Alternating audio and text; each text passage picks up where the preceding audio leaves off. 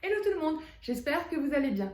Alors, on se retrouve aujourd'hui pour une semaine dans mon assiette spéciale Alice Esmeralda. Alors, pour la petite histoire, je vais essayer de résumer parce que j'ai déjà détaillé plus d'une fois mon histoire, donc puisque ça touche à comment je suis devenue végane. En fait, je suis devenue végane grâce à Alice. Je suis tombée sur des vidéos sur YouTube qui m'ont donné trop envie. La première vidéo, c'était une vidéo de petit déjeuner, un parfait. Et si vous me suivez depuis un moment, vous savez à quel point j'adore les parfaits. Donc c'est grâce à Alice. Donc du coup d'ailleurs, je vais vous montrer cette semaine justement la vidéo et le petit déjeuner parfait qui m'a donné trop envie de devenir végane. En fait, ce qui est drôle dans l'histoire, c'est qu'en fait, je ne savais pas qu'elle était végane. Donc je ne savais pas que je faisais des recettes véganes. Et du coup, ça m'a tellement plu, ces recettes, que j'ai eu envie d'acheter son livre.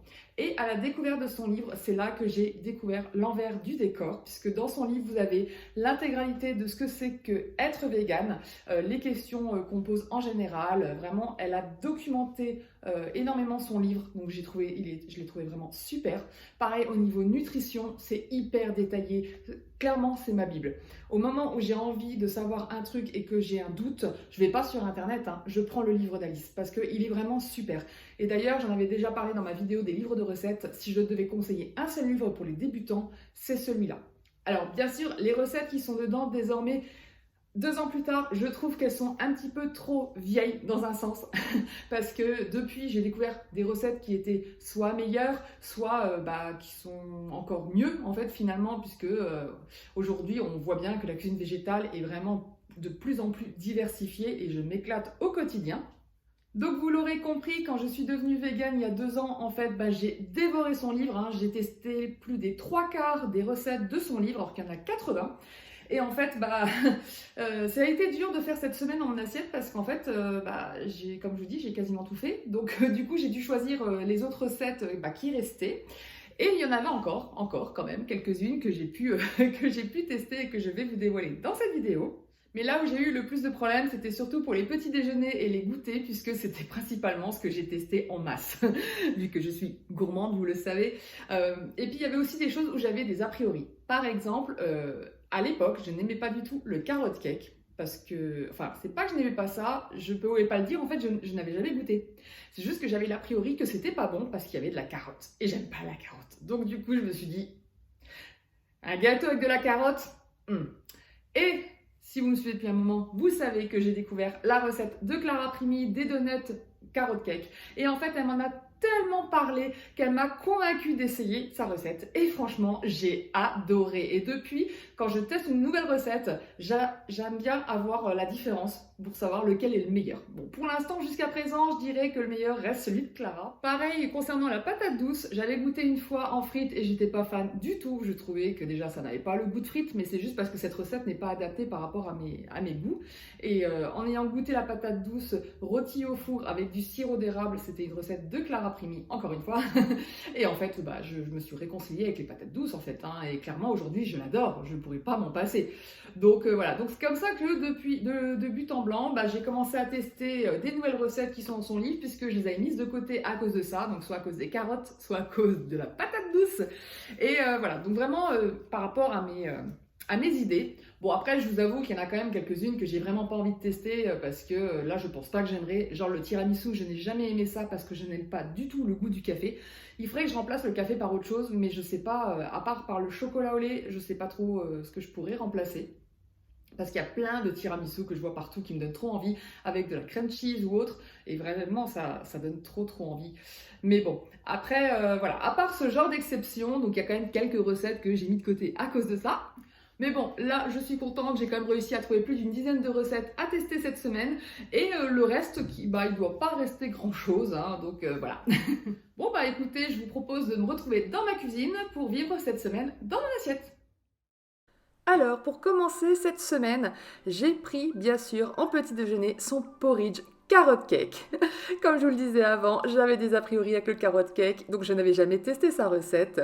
Donc là, j'ai eu trop envie de la tester. Et comment vous dire, ce petit déjeuner était vraiment super bon. Mais vraiment, c'était un délice. Donc là, j'ai respecté sa recette vraiment à fond. Pareil pour les toppings avec le yaourt, le sirop d'érable, les graines de courge, les noix de coco. Franchement, ce porridge était à tomber. Pour midi, j'ai eu envie de faire sa recette de petit déjeuner brunch salé, qui est le tofu brouillé. Et vraiment, j'ai adoré avec les tomates et les épinards. C'était vraiment trop bon. C'est vrai que je ne fais pas assez souvent du tofu brouillé et pourtant c'est vraiment trop bon. Donc je vous conseille, si vous n'avez jamais goûté, n'importe quelle recette franchement fait l'affaire parce que je les ai tous adorés. Bon, pour le soir, clairement, je n'ai pas eu du tout le temps de cuisiner. Donc, je vais me faire ce croustillant épinard et fondant de sojasan qui est vraiment très bon. Je l'ai accompagné de mon riz cuit parce que j'avais du riz en rab et du coup des épinards. Voilà, donc ce plat était trop bon parce que je l'ai assaisonné avec de la crème de soja, du sel et du poivre et c'était parfait pour un repas du soir. Pour ce deuxième jour, je devais faire une autre recette à la base, mais elle était assez longue et malheureusement, je n'avais pas le temps ce matin-là. Du coup, je me suis rabattue sur la recette du smoothie bowl que j'avais déjà testé et que j'adore. Surtout avec ces toppings-là, le quinoa soufflé, le kiwi et la noix de coco, c'était trop bon. Alors voilà une autre recette avec des a priori à cause de la patate douce. Et donc du coup j'en avais au congélo. Sauf que en cuisant la patate douce, je me suis rendu compte qu'en fait c'était des courges que j'avais dans mon congélo et pas de la patate douce. Donc j'ai dit c'est pas grave, ça sera sûrement très bon parce que c'est pareil, j'ai le même a priori avec les courges. Donc cette salade marocaine franchement était un délice, j'ai adoré. Pareil le sucré salé c'est pas trop mon truc vu que dedans il y a des dattes, mais franchement le mélange se mariait à merveille. Pareil pour la petite sauce vinaigrette citronnée, je suis pas fan du citron mais là ça se mariait trop bien. Pour le goûter, là aussi, j'ai refait une recette que j'avais déjà faite. C'est son fameux gâteau au chocolat. Tout simplement parce que j'ai passé ce jour-là chez ma maman et elle adore le gâteau d'Alice. Elle l'adore vraiment, elle me le réclame très souvent. Donc là, c'était l'occasion de lui faire plaisir et de vous le montrer. Donc je les ai fait en version muffin puisque c'est beaucoup plus rapide pour la cuisson et au moins c'est beaucoup plus pratique à manger. En tout cas, ces muffins sont super bons. Ils sont au lait de coco et c'est vraiment un délice. Pour le soir, on a complètement craqué avec mon chéri. On s'est fait un Burger King parce qu'en fait, il sortait la version steakhouse avec le bacon de la Food. Parce que je sais pas si vous avez vu, mais ils ont fait une pub de malade pour pouvoir intégrer leur bacon chez Burger King. Vraiment, en une semaine, ils les ont harcelés. C'était un truc de fou. Et en fait, on pensait pas que ça marcherait. Et si ça a marché, puisqu'ils ont mis le bacon la vie. Donc là, par contre, comme vous le voyez, c'est des petits morceaux. Il y a 3 petits morceaux dans le burger. Faut vraiment les trouver. En tout cas, le bacon est super bon. Et en plus, j'avais eu un couac, hein, Burger King avait oublié de les mettre dans mon premier sandwich, donc j'ai dû y retourner. Donc voilà à quoi ressemble le steakhouse veggie, et franchement, il était trop bon. Pour ce troisième jour, j'avais trop envie de croissants, et donc j'ai testé sa recette de croissant façon tarte aux pommes. Donc vraiment fourré à la pomme avec un petit fourrage à la margarine, à la pomme et au sucre. Et franchement, c'était trop bon. Mon homme qui adore tout ce qui est chausson à la pomme a vraiment kiffé ses croissants et moi aussi. Du coup, j'en ai fait des petites versions. Ça ressemble pas trop à des croissants, mais le goût y est, c'est tout ce qui compte. Du coup, je vous montre l'intérieur de ces croissants. Vraiment, je vous conseille vivement cette recette. Alors, encore une fois, ici, un gros a priori, c'est sa recette de tofu panda qui est très connue sur sa chaîne YouTube. Donc, je vous mettrai le lien en barre d'infos. C'est une sauce à l'orange. Et moi, je sais pas, comme je vous disais, le sucré salé, en général, je suis pas fan. Il y a des exceptions, heureusement. Mais là, du coup, j'ai été bluffée. C'était vraiment, la sauce était divine. Je ne sentais pas vraiment l'orange hein, dans le plat. Donc, vraiment, je vous la recommande. Pour le soir, j'ai tout simplement mangé mon deuxième steakhouse, puisque comme il était sans bacon, bah, je l'avais encore dans mon frigo, donc du coup, j'ai juste mangé ça. On arrive enfin sur la vidéo d'Alice qui présentait son parfait. Donc, comme je vous le disais, c'est le tout premier repas vegan que j'ai testé quand je suis tombée sur les vidéos d'Alice. Comme vous pouvez le voir, ça donnait trop envie. Et vraiment, ce parfait est un délice. Franchement, ça fait trop longtemps que je ne l'ai pas fait d'ailleurs, donc du coup, j'étais très contente de le refaire. Donc bon, la base est toujours la même, hein, flocons d'avoine, yaourt et fruits, sauf que là, elle a mixé les fruits avec le yaourt et le topping, c'était trop gourmand avec de la pâte à spéculoos que je n'avais pas à l'époque et qu'aujourd'hui j'ai. Donc du coup, là, ce parfait était parfait. Alors ce midi, j'avais trop envie de tester sa recette de nuggets au tofu. Donc l'originalité dans cette recette, c'est que c'est fait avec des cornflakes. Et en général, je ne trouvais pas des cornflakes vegan ou non sucrés. Et là, je pensais avoir trouvé, et en fait non, elles étaient sucrées. Mais ça va, c'était très léger, donc ça n'a pas du tout été gênant dans cette recette.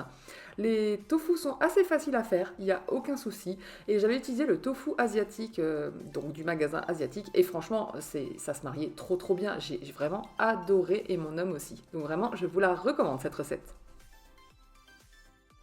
Pour le soir, j'ai mangé les restes parce qu'en fait, le plat que je m'étais fait mardi, j'avais vu trop gros. Et du coup, bah, il y avait les restes dans ma petite lunchbox. Donc j'ai décidé de manger ça et en complément, j'ai décidé de tester le boursin végétal. Donc avec du pain kebab qui me restait. Franchement, ce boursin est trop bon. Il est encore meilleur que le tartare si vous connaissez.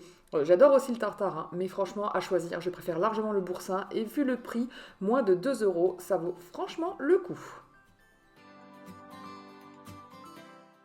Pour le dessert, j'avais trop envie de goûter ces glaces à la framboise, lait de coco et chocolat. Le problème, c'est que bah, c'était pas bon. Je sais pas, je pense que c'est lié à mon lait de coco, parce qu'en fait, on sentait trop. En fait, mon lait de coco, bizarrement, était comme pulpé, comme ça. Il y avait beaucoup de pulpe. C'était pas liquide ou assez épais comme j'ai d'habitude dans mes conserves. Donc, au niveau de la glace, ça se ressent et au final, le goût aussi. Pour ce dernier jour, alors là, cette recette, je ne voulais pas la tester car pudding de chia plus smoothie thé matcha, clairement, ça ne matchait pas pour moi. Sauf que j'ai changé d'avis puisque vous le savez, je goûte maintenant le latte matcha de Anatae et donc j'ai voulu tester sa recette. Alors, au niveau du smoothie, version banane, j'avoue que froid, parce que je le bois chaud en général, c'est différent, complètement différent. C'est pas mauvais, mais pour moi il manque un truc. Mais mélangé avec le pudding de chia, les toppings, franchement ça se mariait trop bien. Surtout avec la purée de pistache que j'ai rajoutée, vraiment le combo était ouf et du coup j'ai été en rajouter après par la suite pour plus de gourmandise. Pour midi, j'avais trop envie de tester sa recette de samoussa. Mais là, par contre, j'avoue, j'ai eu la flemme de faire les triangles, donc j'en ai fait des gros pavés. Et ben franchement, c'était très bien, comme disait mon chéri, on va pas s'embêter à faire les triangles, alors que comme ça, c'était trop bon. Donc on en a eu 2 gros morceaux chacun, et avec la petite sauce raita qu'elle conseille et que j'ai déjà goûté 1000 fois tellement je l'adore, c'était un combo nickel. Alors là, quand j'ai vu qu'elle avait fait un carrot cake, j'étais obligée de tester sa recette, surtout qu'il est magnifique avec le glaçage et donc je me voyais faire un shooting de malheur. Le problème, c'est que bah, j'ai eu un gros souci avec le glaçage. Elle conseille de la margarine à 70% et c'est vrai que dans mon frigo, j'avais que 55%. Donc je pense que ça a dû jouer parce que clairement, le glaçage, je l'avais mis au congélo et pas au frigo pour qu'il durcisse, mais ça n'a pas du tout... non, pas du tout. Au contraire, quand je commençais à l'appliquer, il était bien épais, donc ça allait. Et il a commencé à se décomposer, ça a coulé dans l'assiette, c'était un truc de malade. Donc ma photo était ratée complètement, hein, clairement, j'ai même pas testé. Par contre, le gâteau est trop bon, mais avec le glaçage, c'est hyper sucré, donc il ne faut pas avoir peur des calories. Et pour ce dernier repas de la semaine, j'ai voulu faire son curry de carottes. Alors oui, encore des carottes, mais j'ai été réconciliée avec les carottes, donc ça me dérangeait pas. Donc là, c'est juste que le curry me paraissait pas suffisant pour aimer, et en fait, franchement, il était trop bon. En plus, cette recette est hyper rapide à faire, et elle est très réconfortante pour le soir, surtout avec les températures qui ont un peu baissé ces derniers jours. Donc vraiment, avec le riz en dessous là, qui baigne dans le jus, c'était trop bon. Voilà, c'est tout pour cette vidéo. J'espère qu'elle vous a plu. Il y a une autre petite chose que j'ai oublié de vous dire concernant le livre d'Alice et qui peut intéresser les débutants, si il y en a certains qui me suivent sur la chaîne, c'est que dans son livre, vous avez un challenge 21 jours pour être vegan. Et du coup, elle présente des idées de repas du petit déjeuner au dîner. Donc la plupart, bien sûr, c'est des recettes de son livre, mais pas que.